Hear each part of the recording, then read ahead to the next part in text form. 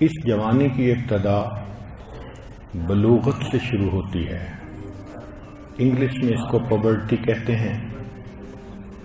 اللہ رب العزت نے انسانیت کی بقا کے لیے کہ انسانیت کی نسل چلتی رہے ہر بندے کو اس نعمت سے نوازا ہے۔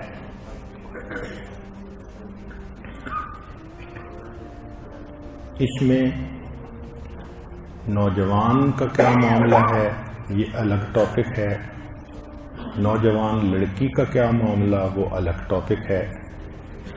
تو پہلے نوجوان لڑکوں کے بارے میں بات کر لیتے ہیں۔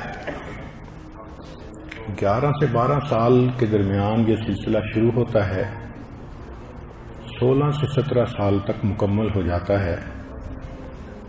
عام طور پر اس کی نشانی یہ ہے کہ اس کو خواب کے ذریعے فرض غسل کی ضرورت پیش آ جاتی ہے۔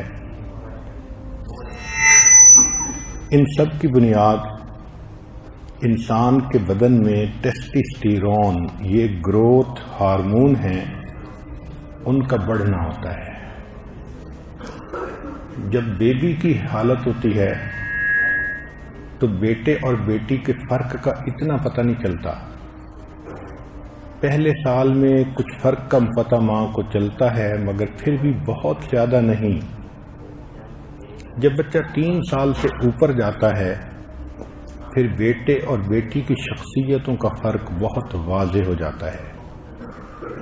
اس کی وجہ یہ کہ 4 سال کی عمر میں بچے کے بدن میں ٹیسٹوسٹیرون کا لیول دگنا ہو جاتا ہے۔ اس لیول کے دگنا ہونے کی وجہ سے وہ پھر دوڑنا، بھاگنا، ایکٹیویٹی، لڑنا، مشکل کھیل کھیلنا، ان چیزوں کو پسند کرتا ہے۔ تو جب بھی بچہ اس قسم کی حرکتیں کرے تو غصے ہونے کی بجائے سمجھیں کہ اب اس کی زندگی کا ایک فیز ہے۔ پھر جب 7 سال کی عمر ہوتی ہے تو ٹیسٹوسٹیرون کا لیول کئی گنا زیادہ ہو جاتا ہے۔ اس عمر میں بچہ دوسروں کی توجہ کا مرکز بننا پسند کرتا ہے، چنانچہ وہ ہیرو بنتا ہے، ٹارزن بنتا ہے، لڑائی جھگڑے کے ذریعے سے اپنے آپ کو شو کرتا ہے۔ ماں سمجھتی ہے کہ بچہ جھگڑالو بن گیا۔ اگر اس کو یہی توجہ ماں باپ سے ویسے ہی مل جائے تو وہ ایسی حرکتیں نہیں کرے گا۔ وہ کئی دفعہ ماں کو کہتا بھی ہے کہ آپ اور ابو مجھے اگنور کرتے ہیں۔ تو اس عمر میں بچے کو زیادہ محبت کا اظہار کرنا اور اس کو زیادہ قریب کرنا یہ اس کی ضرورت ہوتی ہے۔ بہت سارے ماں باپ اس مرحلے میں بچے سے ناانصافی کرتے ہیں، چھوٹوں سے پیار کرتے ہیں اور بڑوں کو جھڑکیاں دیتے ہیں۔ تو بچہ ماں باپ کی طرف سے محسوس کرتا ہے کہ مجھے نظر انداز کر دیا گیا، کیونکہ اس کے اندر توجہ ہوتی ہے۔ اکثر بچے اس عمر میں جو برے مرد ہوتے ہیں ان کے ساتھ غلط تعلقات میں استعمال ہو جاتے ہیں، کیونکہ وہ اٹینشن چاہتے ہیں۔ تو اگر قریب میں کوئی بدکردار مرد ہے وہ اس بچے کی تعریف کرے گا تو بچہ وہی کرے گا جو وہ مرد کہہ رہا ہے۔ اکثر جو سیکشل ایبیوز ہے وہ چھوٹے لڑکے اس عمر میں برے مردوں سے ہو جاتے ہیں، چنانچہ ایسے بچوں کو مردوں سے اس طرح دور رکھنا چاہیے جس طرح بیٹی کو مرد سے دور رکھتے ہیں۔ شریعت نے بھی امرد کہا اس کو۔ یہ حسن دیکھو شریعت کا کہ شریعت نے پہلے ہی نشاندہی کر دی کہ مرد کو کہا کہ جس طرح تم غیر محرم عورت پر نظر مت ڈالو جو امرد ہو، یعنی اس 7 سال کی ایج کا لڑکا ہو، اس کے چہرے پر بھی نظر مت ڈالو، کیونکہ اس پر شہوت کی نظر پڑتی ہے۔ پھر ایک تیسرا فیز شروع ہوتا ہے جو 11 سے 13 سال کی عمر میں ہے. اس میں ٹیسٹوسٹیرون کا لیول 800% بڑھ جاتا ہے. 800% بڑھ جاتا ہے.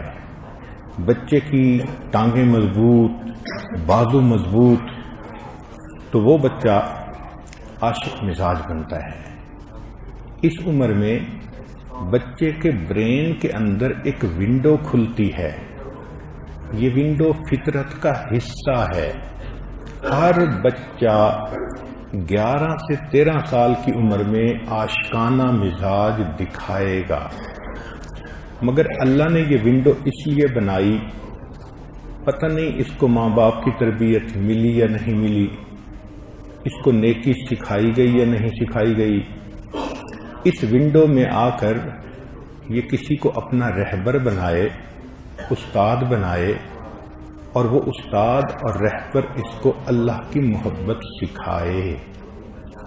چنانچہ اس عمر میں بچہ اپنے ماں باپ سے بات کرنے میں جھجک محسوس کرنے لگ جاتا ہے، اور اس کو کوئی بندہ چاہیے جو اس کو گائیڈ کرے.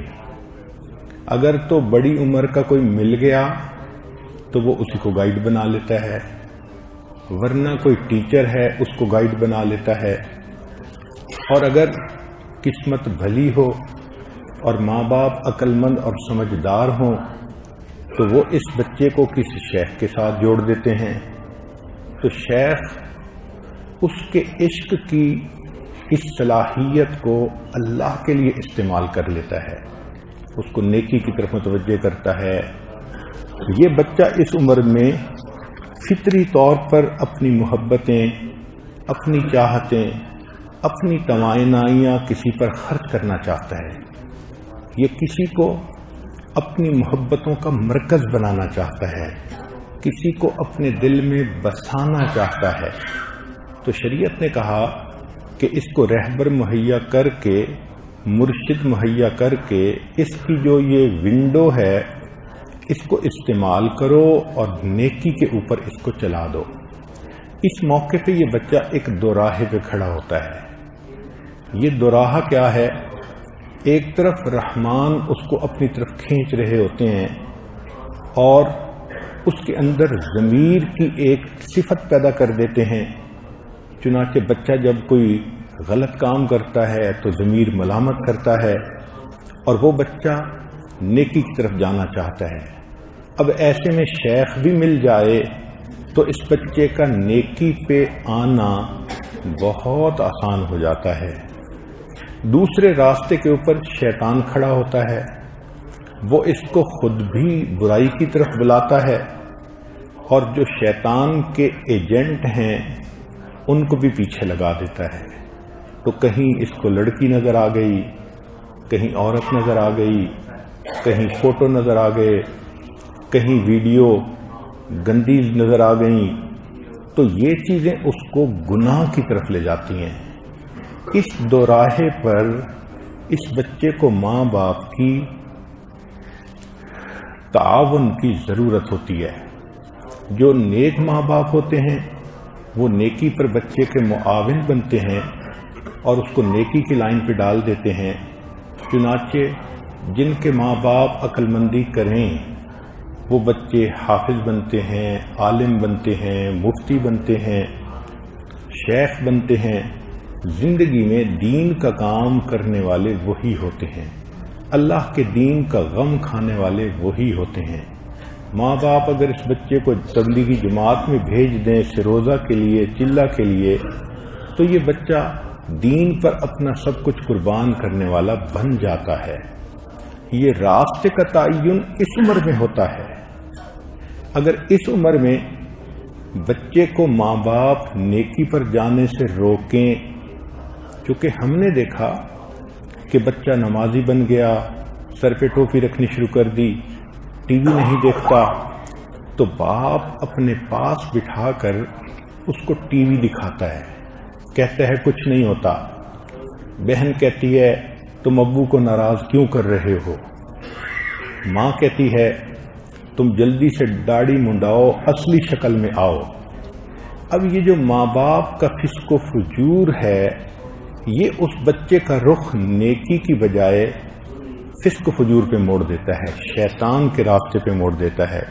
چنانچہ یہ بچہ جب برائی کا راستہ اختیار کر لیتا ہے، نیکی کے راستے سے پیچھے ہٹ جاتا ہے، تو اس کو ماں باپ نے اپنی نادانی کی وجہ سے ایک ایسے راستے پر ڈال دیا جس کی منزل اللہ کی نافرمانی ہے۔ گلا تو گھونٹ دیا تیرے اقربا نے تیرا، کہاں سے آئے صدا لا الہ الا اللہ۔ چنانچہ یہ بچہ پوری زندگی جو بدکاریاں کرے گا، اس کی بنیاد اس کے ماں باپ ہوں گے، جنہوں نے اس کو نیک نہ بننے دیا بلکہ اس کو برائی کی طرف لگا دیا۔